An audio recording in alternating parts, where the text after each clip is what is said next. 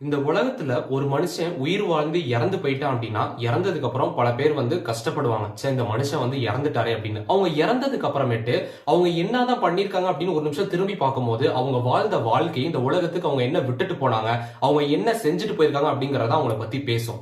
அது மாதிரி இந்தியாவுல ஏன் இன்னைக்கு உலகத்திலே பாத்தீங்க அப்படின்னா பல பேர் இன்னைக்கு பேசக்கூடிய ஒரு மிகப்பெரிய மகான ஒருத்தர் இருந்திருக்கிறாரு. அவர் இன்னைக்கு வரைக்கும் வாழ்ந்துட்டு இருக்காரு அப்படின்னு சொல்றாங்க. வாழ்க்கைனா என்ன, ஞானம்னா என்ன, யோகானா என்னன்னு உலகத்துக்கே சொல்லி தந்தவர் அப்படின்னு சொல்றாங்க. யாருப்பா அவரு இவ்வளவு விஷயங்கள் சொல்லி தந்திருக்காரு, இதுவரை கேள்விப்பட்டதே இல்லை அப்படின்னு நீங்க கேட்கலாம்.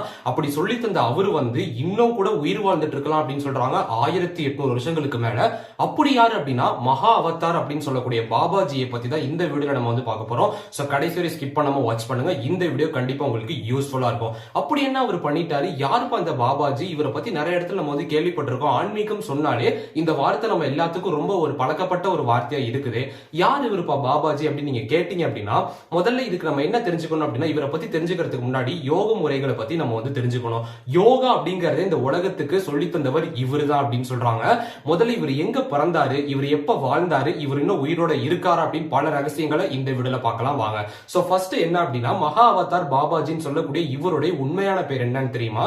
இவரை தான் நாகராஜன் அப்படின்னு சொல்றாங்க. இது ஸ்லைட்டா, அதாவது கம்மியா கிடைச்ச ஒரு இன்ஃபர்மேஷன் தான். இது எங்கிருந்து கிடைச்சிருக்கு அப்படின்னா, இவரை பத்தின முழு தகவல் எங்கேயுமே கிடையாது, கிடைக்கவும் கிடைக்காது அப்படின்னு சொல்றாங்க. இவரை பார்த்து, அதாவது இவரு கிட்ட இருந்து பல விஷயங்களை கத்துக்கிட்டு ஞானம் அடைஞ்ச பல பேர் இவரை பத்தி புக் எழுதுனதுல இவருடைய ரெஃபரன்ஸ் கொடுத்திருக்காங்க. அதை வச்சு இவர் இப்படி இருக்கலாம் அப்படிங்கிற ஒரு கற்பனையில தான் இவரை இது இந்த மாதிரி கண்டுபிடிச்சிருக்காங்களே, ஒருவேளை இவர் இப்படி இருக்கலாம் அப்படின்ட்டு. ஆனா இப்படி ஒருத்தர் கண்டிப்பா வாழ்ந்தாரு, இன்னைக்கு வரைக்கும் இருந்துட்டு இருக்கான்னு பல பேர் நம்பிட்டு இருக்காங்க. சோ அந்த மாதிரி இருக்கும்போது இவர் எங்க பிறந்திருக்காரு அப்படின்னு கண்டுபிடிச்சிருக்காங்க அப்படின்னா, இன்னைக்கு தமிழ்நாட்டில் இருக்கக்கூடிய பரங்கிப்பேட்டை அப்படிங்கிற இடத்துல இவர் பிறந்திருக்காரு அப்படின்னு சொல்றாங்க. அப்படி பிறக்கும் போது இவருடைய பேர் நாகராஜன் இருக்கு அப்படின்னு சொல்றாங்க. இந்த நாகராஜன் அப்படிங்கிற பேருக்கு ஒரு மிகப்பெரிய மர்மம் இருக்கு. ஏன் அப்படின்னா, இன்னைக்கு நம்ம பார்க்கக்கூடிய மகா அவதார் பாபாஜி அப்படிங்கிறவரு யோகாவை சொல்லி தந்தார், நம்ம எல்லாத்துக்குமே தெரியும். அந்த யோகால முக்கியமான ஒரு முறை என்ன அப்படின்னா குந்தாலினி சக்தி அப்படின்னு சொல்லுவாங்க. அதாவது இந்த குந்தாலினி பாம்பு, அந்த பாம்பு நம்மளுடைய மூலாதாரத்துல இருந்து நம்மளுடைய மைண்டை ரீச் பண்ணும் அப்படின்னு சொல்லுவாங்க.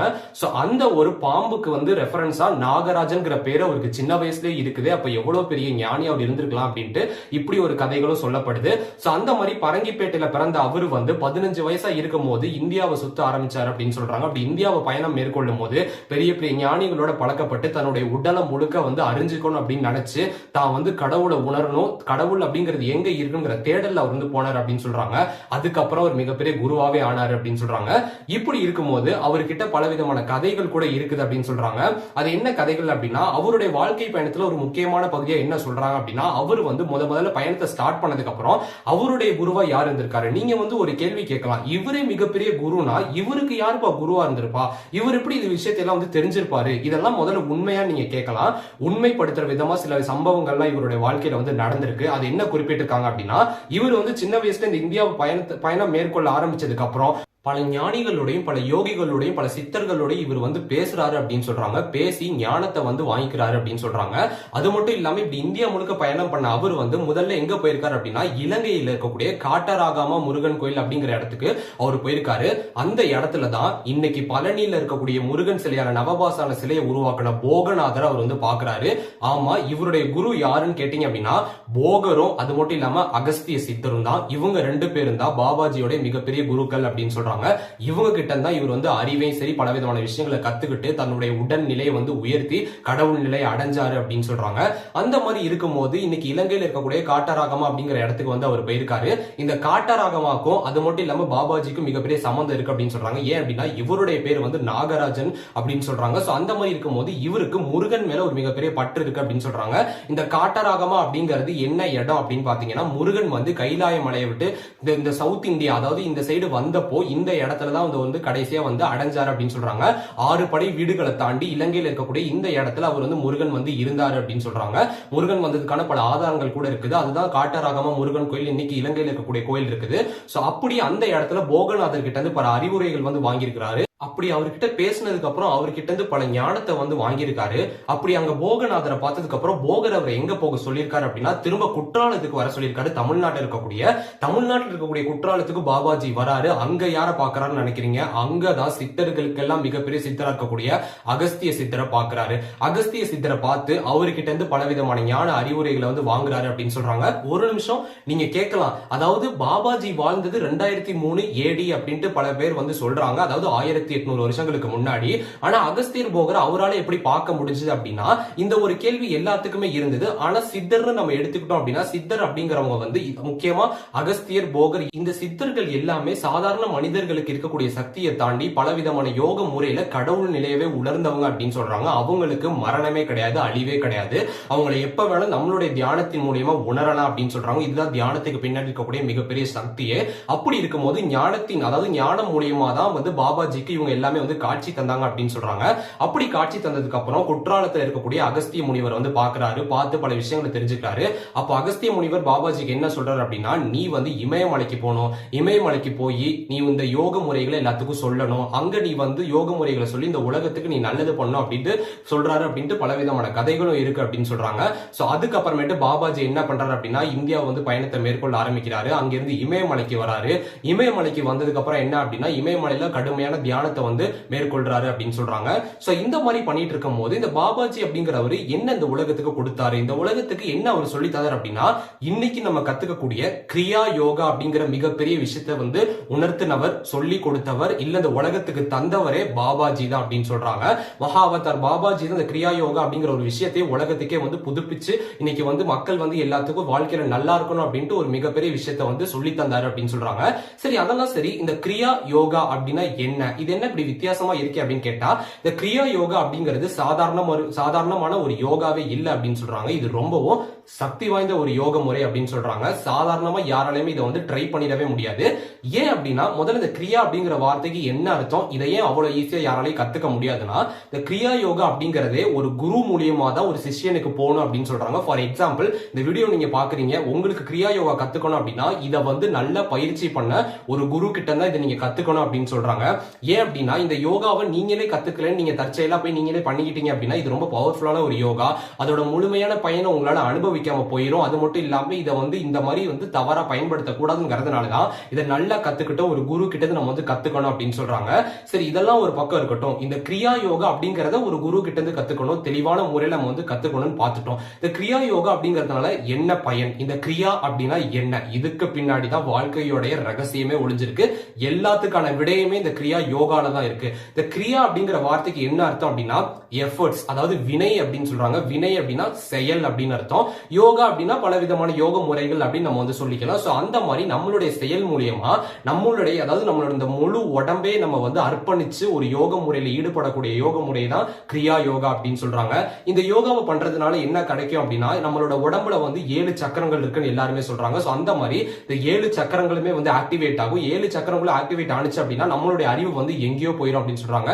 எங்கேயோ போயிடும் அப்படின்னா நம்மளுடைய அறிவு வந்து தியான நிலையை அடைஞ்சிரும், ஒரு மிகப்பெரிய ஒரு சக்தியை அடைஞ்சிரும். இந்த ஒரு அறிவு இருந்தா என்னென்ன பண்ண முடியும் அப்படின்னு கேட்டா, ஃபார் எக்ஸாம்பிள் இந்த வீடியோ பார்த்துட்டு இருக்கேன் அப்படின்னா இந்த வீடியோ பார்க்கும்போது உங்களோட மனசுல வேற விதமான சிந்தனைகள் வரலாம். இதை வந்து சப்கான்சியஸ் மைண்ட் அப்படின்னு சொல்லுவாங்க. இந்த விஷயத்தை கட்டுப்படுத்த முடியும் அப்படின்னு சொல்றாங்க. தெளிவா ஒரு இடத்துல நமக்கு நம்ம என்ன நினைக்கிறோமோ அந்த வேலையை சரியா கவனம் செலுத்தி செய்ய முடியும் அப்படின்னு சொல்றாங்க. அது மட்டும் இல்லாம உலகத்துல இருக்கக்கூடிய எல்லா உயிர்களிடத்திலையும் நம்ம வந்து பாசமா இருக்கணும், அன்பை காட்டணும் அப்படின்னு சொல்றாங்க. அது மட்டும் இல்லாம கோபம், வெறுப்பு, பலவிதமான தவறான எண்ணங்கள்ல இருந்து விடுபட்டுறலாம் அப்படின்னு சொல்றாங்க. அது மட்டும் இல்லாம ஒரு மனுஷன் உயிர் வாழும் போதே கடவுள்னா என்ன, கடவுள் நிலைனா என்னங்கிறத வாழும் போதே அனுபவிக்கக்கூடிய மிகப்பெரிய ஒரு சக்தி வாய்ந்த ஒரு நிலையை தான் இந்த கிரியா யோகா அப்படிங்கிறது நமக்கு தரும். இந்த 7 சக்கரங்களையுமே வந்து உயர்த்தி இந்த 7 சக்கரங்களுடைய எல்லா விதமான எனர்ஜி நமக்கு கொடுக்கும் அப்படின்னு சொல்றாங்க. நம்மளோட உடம்புல ஏகப்பட்ட நரம்பு மண்டலங்கள் இருக்குது. இந்த யோக முறை மூலியமா நம்ம உடம்புல இருக்கக்கூடிய எல்லா நரம்புகளும் ஒன்றிணைந்து இந்த நரம்புகளுடைய சக்தி எல்லாமே சேர்ந்து நம்ம வந்து கடவுள் நிலையவே வந்து அடைய முடியும். அப்படி ஒரு சக்தி வாய்ந்த யோக முறை தான் இந்த யோக முறை. அப்படி ஒரு யோக முறையை தான் பாபாஜி வந்து இன்னைக்கு உலகத்துக்கே வந்து கொடுத்திருக்காரு, சொல்லி தந்திருக்காரு அப்படின்னு சொல்றாங்க. அவர் மூலியமா பல பேர் இன்னைக்கு வந்து கத்துக்கிட்டு இதை வந்து உலகம் ஃபுல்லா வந்து பரப்பியிருக்காங்க அப்படின்னு சொல்றாங்க. அப்படி இருக்கும்போது இன்னைக்கு வந்து காலகட்டத்தில் நீங்க பாருங்க, இன்னைக்கு நமக்கு எவ்வளவு விதமான பிரச்சனைகள் இருக்குது, ஸ்ட்ரெஸ் இருக்குது, டென்ஷன் இருக்குது, எவ்வளவு விதமான நோய்கள் வருது, இதயம் சம்பந்தப்பட்ட நோய், நரம்பு சம்பந்தப்பட்ட நோய், கேன்சர் வருது. சாதாரண ஒரு சாப்பாடை சாப்பிட்டாலே நமக்கு வந்து பல விதமான நோய்கள் வருது. இன்னைக்கு வந்து நிம்மதியே இல்லாம இருக்கிறோம். ஒரு விஷயத்தை சாதாரண ஒரு விஷயத்தை செய்யணும்னாலுமே அதுக்கு எவ்வளவு டென்ஷன் ஆகுது, எவ்வளவு டிஸ்ட்ராக்ஷன் ஆகுது, எவ்வளவு விதமான இடையூறுகள் வந்து நம்மளுடைய மனசுக்குள்ளே நடந்துகிட்டு இருக்குது. ஒரு நிமிஷம் கண்ண மூடி பாருங்க, உங்களோட மனசுல எவ்வளவு விதமான பிரச்சனைகள் வந்து போகும். இந்த மாதிரியான விஷயங்கள் எல்லாத்தையுமே வந்து கிரியா யோகா அப்படிங்கிற ஒரு சக்தி வாய்ந்த செயல் மூலியமா நம்ம இந்த நிலையில வந்து அடையலாம். நம்மளோட உடம்புல இருக்கக்கூடிய எல்லா பிரச்சனைகளையும் வந்து குணப்படுத்திடலாம் அப்படின்னு சொல்றாங்க. அப்படி ஒரு விஷயத்தை தான் இவர் வந்து உலகத்துக்கு சொல்லி கொடுத்திருக்கிறாரு. அப்படி சொல்லி கொடுக்கும் போது இவர்கிட்ட இருந்து கத்துக்கிட்ட மிகப்பெரிய மகான்கள் யாரு அப்படின்னா பரமஹம்ச யோகானந்தா அப்படிங்கறத நீங்க வந்து கேள்விப்பட்டிருப்பீங்க. மிகப்பெரிய ஒரு ஸ்பிரிச்சுவல் லீடர் அப்படின்னு சொல்றாங்க, ஸ்பிரிச்சுவல் குருன்னு கூட சொல்றாங்க. சோ அவர் வந்து இவர்கிட்ட தான் எல்லா விஷயங்களையும் கத்துக்கிட்டாரு அப்படின்னு சொல்றாங்க. அவர் வந்து ஒரு சுயசரிதையை வந்து எழுதியிருக்காரு. அது என்ன அப்படின்னா ஒரு யோகியின் வாழ்க்கை வரலாறு, ஒரு யோகியின் சுயசரிதை அப்படிங்கிற பேர்ல ஒரு புக்கை வந்து எழுதியிருக்காரு. அப்படி எழுதும் போதுதான் அதுல வந்து இவருடைய குரு யாருன்னு குறிப்பிட்டிருக்கிறாரு. அந்த குரு தான் மகாவதார் பாபாஜி அப்படின்னு சொல்றாங்க. அந்த புக்ல இவர் குறிப்பிட்ட இந்த விஷயங்கள் மூலியமா தான் இவர் யாருங்கிறது இன்னைக்கு உலகத்துக்கே தெரிய வந்தது அப்படின்னு சொல்றாங்க. அது மட்டும் இல்லாம லாஹிரி மகிஷியா அப்படின்ட்டு இன்னொரு விதமான பெரிய குரு இருக்காரு. அவர் வந்து நார்த்ல ரொம்ப ஃபேமஸ் அப்படின்னு சொல்றாங்க. அவருமே வந்து இந்த பரமஹம்ச யோகானந்துக்கு அப்புறம் வந்தவர் அப்படின்னு சொல்றாங்க. அவரும் வந்து பாபாஜி கிட்ட பல விஷயங்கள் வந்து கத்துக்கிட்டாரு அப்படின்னு சொல்றாங்க. இவங்க மட்டும் இல்ல, இன்னைக்கு இருக்கக்கூடிய பல பேர் வந்து பல ஸ்பிரிச்சுவல் லீடர்ஸா இருக்கட்டும், பல ஸ்பிரிச்சுவல் குருவா இருக்கட்டும், அவங்க யாருக்குமே வந்து பாபாஜி இல்லாம இந்த யோகா அப்படிங்கறதே வந்து அவங்களுக்கு வந்து கண்டிப்பா போய் சேர்ந்திருக்காது. ஏன் அப்படின்னா இந்த யோக முறை அப்படிங்கறதே பாபாஜி மூலியமா வந்து இன்னைக்கு உலகத்துல எல்லாத்துக்கிட்டையும் வந்து ஸ்ப்ரெட் ஆயிருக்கிறதுக்கு மிகப்பெரிய காரணம் அப்படின்னு சொல்றாங்க. அப்படி ஒரு முக்கியமான விஷயத்தை தான் இவர் வந்து சொல்லி கொடுத்துட்டு இருக்காரு அப்படின்னு சொல்றாங்க. சோ அப்படி இவ்வளவு விஷயங்கள் இருக்கும்போது இந்த பாபாஜி அப்படிங்கிறவர் உயிரோட இருக்கிறாரா, எப்ப இறந்தாரு அப்படிங்கிற கேள்வியை நம்ம கேட்டோம் அப்படின்னா இதுக்கு விடையே கிடையாது அப்படின்னு தான் சொல்றாங்க. ஏன் அப்படின்னா பாபாஜி வாழ்ந்தார் அப்படின்னு சொல்றாங்க. ஆனா அவர் எப்ப இறந்தாரு, எப்படி இறந்தாரு அப்படின்னு இன்னைக்கு வரைக்கும் யாருமே தெரியாது. இதை விட மிகப்பெரிய ஒரு ரகசியம் என்ன அப்படின்னா அவருடைய போட்டோ ஒரு நிமிஷம் நல்லா உத்து பாருங்க. அவருக்கு வயசான மாதிரியா தெரியுது, அவரை பார்த்தா ஒரு வயசான சித்தர் மாதிரியா தெரியுது? கண்டிப்பா தெரியாது. ஒரு இளமையான 20 இருந்து 30 வயசு இருக்கக்கூடிய ஒரு யங்கான பையன் மாதிரி தான் தெரியுறாரு அவரை பார்த்தா. இதுதான் இந்த யோக முறையோட மிகப்பெரிய சக்தியே. இந்த யோகா அப்படிங்கறத நம்ம வந்து முழுசா கத்துக்கிட்டோம் அப்படின்னா என்னைக்குமே நம்மளால வந்து இளமையாவே இருக்க முடியும் அப்படின்னு சொல்றாங்க. சோ அப்படி ஒரு விஷயத்தை இவர் வந்து கட்டுப்படுத்தி தன்னுடைய உடல்நிலையவே வந்து மாத்தி இன்னைக்கு வரைக்கும் கூட உயிரோட இருக்கலாம் அப்படின்னு சொல்றாங்க. இன்னைக்கு இருக்கக்கூடிய இமயமலையில அவர் வந்து உயிரோட இருக்கலாம். அவர் வந்து இன்னைக்கு வந்து இமயமலையில இருந்து தியானம் பண்றாருன்னு பல பேர் வந்து சொல்லிட்டு இருக்காங்க. இமயமலைக்கு போனோம் அப்படின்னா அவர் நம்மளால பார்க்க முடியும். நம்ம வந்து கடுமையான தியானத்துல இருந்தா மட்டும்தான், கடவுளை உணர்ந்தா மட்டும்தான், இந்த யோக முறைகளை கத்துக்கிட்டா மட்டும்தான் அவர் வந்து உணர முடியும், அவர் வந்து பார்க்க முடியும் அப்படின்னு சொல்றாங்க. அவர் இறந்தாரா, அவர் எப்ப இறந்தாரு அப்படிங்கிறதுக்கான எந்த ஒரு இன்ஃபர்மேஷனுமே கிடையாது. ஈவன் அவர் வந்து இப்படிதான் வாழ்ந்தாரு, அவர் இங்கதான் பிறந்தாருங்கிறது கூட சரியான இன்ஃபர்மேஷனா கிடையாது. ஆனா அவர் செய்த செயல் வந்து இன்னைக்கு உலகம் முழுக்க பேசப்படுது. இன்னைக்கு வந்து மிகப்பெரிய கடவுளா இன்னைக்கு வரைக்கும் மக்கள் மனசுல இருந்துட்டு இருக்காரு. மிகப்பெரிய யோக முறையை சொல்லி கொடுத்திருக்காரு அப்படின்னா இது கண்டிப்பா பாராட்டப்பட வேண்டிய விஷயம் தான். அது மட்டும் இல்லாம இந்த யோக முறை அப்படிங்கறத நம்ம மறந்துகிட்டு பலவிதமான பிரச்சனைகள் வந்து சிக்கிட்டு இருக்கிறோம். இந்த யோகா அப்படிங்கறத நம்ம வந்து கத்துக்கிட்டு இது சரியான முறையில பயிற்சி எடுத்தோம் அப்படின்னா நம்மளுடைய வாழ்க்கையில எந்த விதமான பிரச்சனைகளும் இருக்காது அப்படின்னு சொல்றாங்க. இன்னைக்கு வளர்ந்த நாடுகளா இருக்கக்கூடிய அமெரிக்கா, சைனால எல்லாம் பாத்தீங்கன்னா அவங்க கண்டுபிடிக்கக்கூடிய பொருட்களையும் அவங்க கண்டுபிடிக்கக்கூடிய உணவுகளையும் நம்ம வந்து உபயோகிச்சு வாழ்க்கையே இல்லாம எதிர்காலத்துல பல பிரச்சனைகளோட, பல உடல் உபாதைகளோட இன்னைக்கு வந்து ரொம்ப கஷ்டமான சூழலில் நம்ம வந்து வாழ்ந்துட்டு இருக்கிறோம். எவ்வளவு பிரச்சனைகள் இன்னைக்கு வந்து வந்துட்டு இருக்குது. ஆனா இன்னைக்கு அமெரிக்கால கிரியா யோகாவை முக்காவாசியான பேர் வந்து பிராக்டிஸ் பண்ணிட்டு இருக்காங்க. நம்ம அதாவது இந்திய மண்ணில இந்தியாவில விளைஞ்ச ஒரு மிகப்பெரிய ஒரு வாழ்க்கை தத்துவத்தை, ஒரு வாழ்க்கை நெறிய வந்து இங்க நம்ம மறந்துகிட்டு வெளிநாட்டுல யாரோ ஒருத்தன் வந்து அதை வந்து கத்துக்கிட்டு வாழ்க்கையில நல்லா இருந்துகிட்டு அவன் உருவாக்கக்கூடிய உணவுகளை நம்ம சாப்பிட்டு நம்ம வந்து எதிர்காலம் இல்லாம ஆகிட்டு இருக்கோம் அப்படின்னா இது கண்டிப்பா நம்ம வந்து யோசிக்கப்பட வேண்டிய விஷயம் தான். நம்மளுடைய இந்தியாவுடைய வரலாறு எடுத்து பார்த்தோம் அப்படின்னா பலவிதமான விஷயங்கள், பலவிதமான பிரச்சனைகளுக்கு சொல்யூஷன் எல்லாமே இங்க இருக்குது. ஆனா அதை எல்லாமே நம்ம வந்து மறந்துட்டு இன்னைக்கு நம்ம வந்து அடிச்சிட்டு இருக்கிறோம். பலவிதமான பிரச்சனைகள்ல வந்து இருக்கிறோம். ஜாதி, மதம் அப்படின்ட்டு பலவிதமான பிரச்சனைகள் இருக்குது. ஆனா இதையெல்லாம் தாண்டி அறிவுன்னு ஒரு விஷயம் இருக்குது.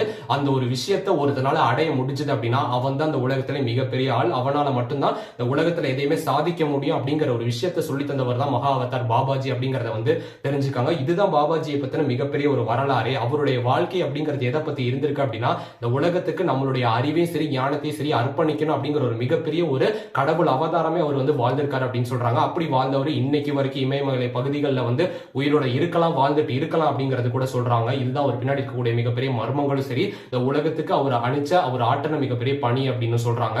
இதை பத்தி நீங்க என்ன நினைக்கிறீங்க அப்படிங்கறத கமெண்ட் பண்ணுங்க. இந்த மாதிரி இன்ட்ரெஸ்டிங்கான இன்ஃபர்மேஷன் தெரிஞ்சுக்கணும்னா குரு சேனலை சப்ஸ்கிரைப் பண்ணுங்க, ஃபாலோ பண்ணுங்க. தேங்க்ஸ் ஃபார் வாட்சிங்.